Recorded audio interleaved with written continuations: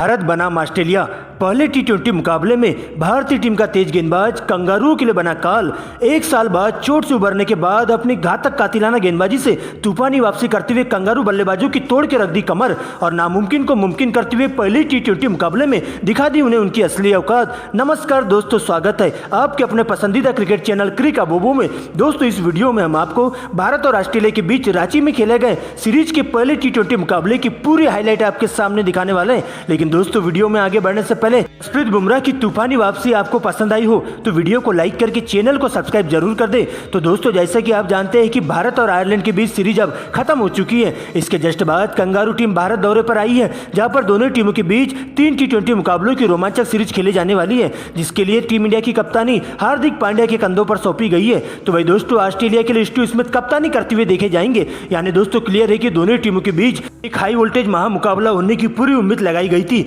जिसके लिए दोनों टीमों ने अपने अपने लेवल पर सारी तैयारियां कर ली थी। इसी बीच दोस्तों, शाम 7 बजे मुकाबले में टॉस किया जाता है, सिक्का उछाला जाता है और सीधा टीम इंडिया के युवा कप्तान हार्दिक पांड्या के पक्ष में जाकर गिरता है, जहां पर पांड्या टॉस जीतकर पहले गेंदबाजी करने का निर्णय लेते हैं। तो वही दोस्तों, ऑस्ट्रेलिया की टीम को बल्लेबाजी करने का न्योता दिया जाता है। दोस्तों, इसके बाद ऑस्ट्रेलिया की पारी की शुरुआत करने के लिए टीम के 2 धाकड़ ओपनर बल्लेबाज ट्रेविस हेड और मिशेल मार्श मैदान पर आते हैं, जिनके कंधों पर टीम को ठोस शुरुआत देने की जिम्मेदारी होती है। तो वही दोस्तों, पहले ओवर की गेंदबाजी करने टीम इंडिया के लिए जसप्रीत बुमराह आते हैं। पहले ही तेज गति से फेंकी गई गेंद कोण बदलकर टप्पा पड़ने के बाद सीधा अंदर की तरफ आती है और ट्रेविस हेड के पेट से जाकर लगती है, लेकिन अंपायर के द्वारा इसे नॉट आउट करार दे दिया जाता है। लेकिन दोस्तों, इसके बाद इसी ओवर की तीसरी गेंद पर एक बार फिर से ट्रेविस हेड को चकमा देते हुए गेंद बल्ले का बाहरी किनारा लेते हुए सीधा ईशान किशन के दस्तानों में चली जाती है और इस प्रकार से बिना खाता खोले ही ट्रेविस हेड को पवेलियन की ओर लौटना पड़ता है। लेकिन दोस्तों, इसके बाद मिशेल मार्श का साथ देने मैदान पर कप्तान स्टीव स्मिथ को आना पड़ता है और इसके बाद दूसरे ओवर की गेंदबाजी करने के लिए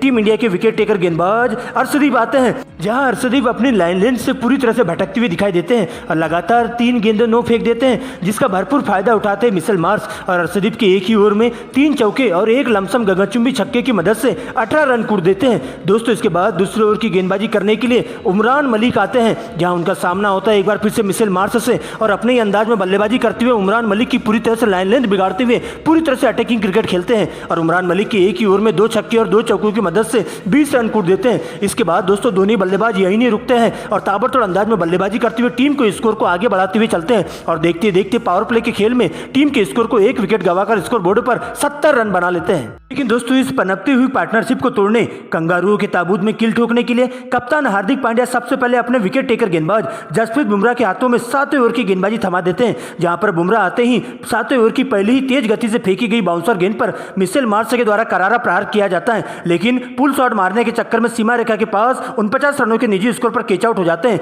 दोस्तों, इसके बाद पारी को आगे बढ़ाने के लिए कैमरन ग्रीन आते हैं, लेकिन दोस्तों, इसी ओवर की चौथी गेंद पर एक बार फिर से कैमरन ग्रीन गलती कर बैठते हैं और गेंद बल्ले का बाहरी किनारा लेते हुए सीधा विकेट कीपर ईशान किशन के दस्तानों में चली जाती है, जहां पर कैमरन ग्रीन बिना खाता खोले ही डगआउट की ओर लौट जाते हैं और इस प्रकार से एक ही ओवर में 2 विकेट लेकर बुमराह ऑस्ट्रेलिया की टॉप ऑर्डर बल्लेबाजी को पूरी तरह से तहस नहस कर देते हैं। लेकिन दोस्तों, इसके बाद मैदान पर स्टीव स्मिथ का साथ देने नए बल्लेबाज के रूप में मैक्सवेल आते हैं, जहां पर अगली ओवर में मैक्सवेल ताबड़तोड़ अंदाज में बल्लेबाजी करते हुए एक ही ओवर में 2 छक्के और 2 चौके लगा देते हैं और देखते देखते दोनों ही बल्लेबाज 10 ओवर के खेल में टीम के स्कोर को 3 विकेट गंवाकर स्कोर बोर्ड पर 100 रनों तक पहुंचा देते हैं। दोस्तों, इसके बाद 11वें ओवर में एक बार फिर से स्पिन गेंदबाज अक्षर पटेल की एंट्री होती है, जहां उनका सामना होता है स्टीव स्मिथ से और अक्षर पटेल के एक ही ओवर में ताबड़तोड़ अंदाज में 3 लगातार चौके स्मिथ के द्वारा जड़ दिए जाते हैं और 21 गेंदों में ही अपना 50 पूरा कर लेते हैं। तो भाई दोस्तों, दूसरे ओवर उनका साथ देते हुए मैक्सवेल भी अपने ही अंदाज में बल्लेबाजी करते हुए चले जाते हैं और देखते देखते दोनों बल्लेबाजों के बीच में मात्र 28 गेंदों में ही 50 रनों की अटूट साझेदारी पूरी हो जाती है,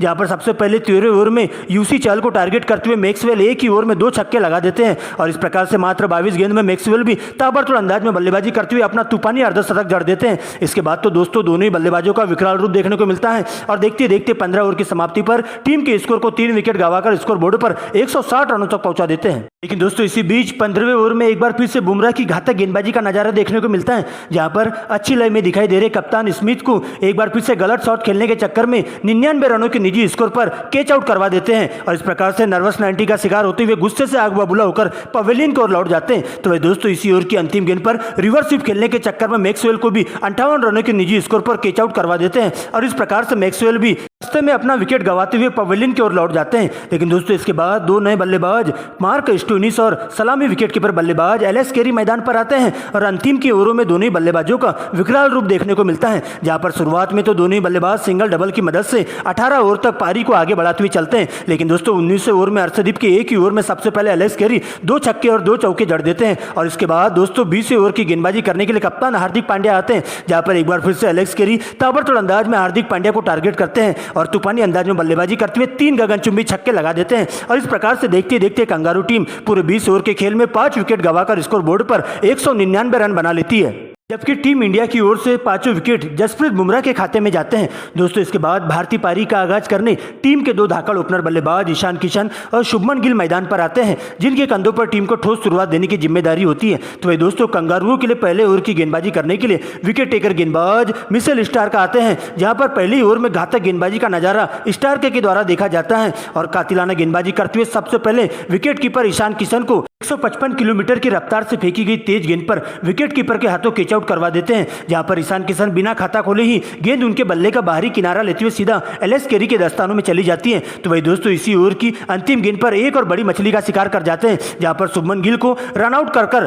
टीम इंडिया को पूरी तरह से बैकफुट पर ढकेल देते हैं। लेकिन दोस्तों इसके बाद 2 नए बल्लेबाज सूर्य कुमार यादव और हार्दिक पांड्या भारतीय पारी को बढ़ाने के लिए मैदान पर आते हैं, जिनके कंधों पर टीम को ठोस शुरुआत देने की जिम्मेदारी होती है। लेकिन दोस्तों दूसरे ओवर में मार्क स्टोइनिस गेंदबाजी करने आते हैं, जहां पर हार्दिक पांड्या अपना विकराल रूप दिखाते हैं और हाथ खोलते हुए मार्क स्टोइनिस के एक ही ओवर में 2 छक्के और 2 चौके लगा देते हैं और अंतिम गेंद पर सिंगल लेकर स्ट्राइक अपने पास रखना पसंद करते हैं। दोस्तों इसके बाद पेट कमिंस को तीसरे ओवर में पहली फुलटॉस गेंद पर करारा प्रहार करते हुए गेंद को दर्शक दीर्घा में भिजवा देते हैं और सिंगल लेकर सूर्या को स्ट्राइक देते हैं, जहां पर सूर्य कुमार यादव भी अपने हाथ खोलते हुए दिखाई देते हैं और पेट कमिंस के एक ही ओवर में 3 लगातार चौके जड़ देते हैं और अंतिम गेंद पर सिंगल लेकर स्ट्राइक अपने पास रखते हैं और इस प्रकार से दोनों ही बल्लेबाज मात्र 28 गेंदों में ही 50 रनों की अटूट साझेदारी पूरी हो जाती है। लेकिन दोस्तों इसके बाद एक बार फिर से टीम इंडिया के ताबूत में किल ठोकने के लिए 7वें ओवर की गेंदबाजी करने के लिए स्पिन गेंदबाज एडम जंपा आते हैं, जहां पर शुरुआत की 2 फुलटॉस गेंद पर हार्दिक पांड्या के द्वारा करारा प्रहार करते हुए गेंद को दर्शक दीर्घा में 6 रनों के लिए भिजवा देते हैं और इसके बाद इसी अंदाज में बल्लेबाजी करते हुए दोनों ही बल्लेबाज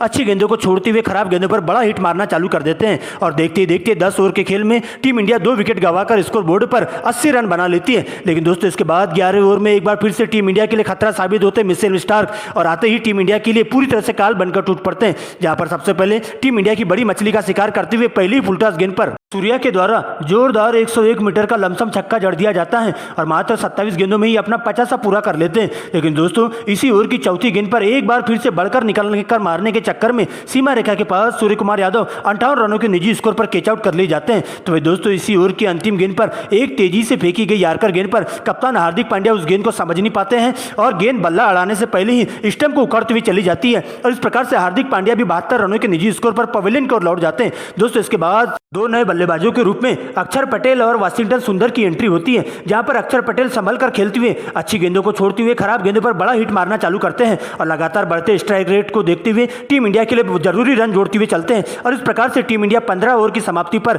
4 विकेट गंवाकर स्कोर बोर्ड पर 160 रन बना लेती है। लेकिन दोस्तों इसके बाद 16 ओवर में पेट कमिंस भी अपनी कातिलाना गेंदबाजी से टीम इंडिया के दूसरे छोर से बल्लेबाजों को आउट करते हुए टीम इंडिया को जल्दी से सुपड़ा साफ करने पर लगे रहते हैं, जहां पर दोस्तों अक्षर पटेल तो एक छोर से मोर्चा संभाल कर रखते हैं, लेकिन दूसरे छोर से टीम इंडिया का कोई भी बल्लेबाज ऑस्ट्रेलिया की गेंदबाजी का बिल्कुल भी मुकाबला नहीं कर पाता है और कंगारू गेंदबाजों के सामने घुटने टेकते हुए नजर आते हैं, जहां पर टीम इंडिया के बाकी बचे बल्लेबाज ताश के पत्तों की तरह ढहते हुए चले जाते हैं और इस प्रकार से अक्षर पटेल के सिवा टीम इंडिया का कोई भी बल्लेबाज क्रीज पर मौजूद नहीं रह पाता है और इस प्रकार से जसप्रीत बुमराह की 5 विकेट पर पानी फेरते हुए कंगारू टीम पहले T20 मुकाबले में इतिहास रचते हुए टीम इंडिया को 22 रनों से शर्मनाक हार दे देती है।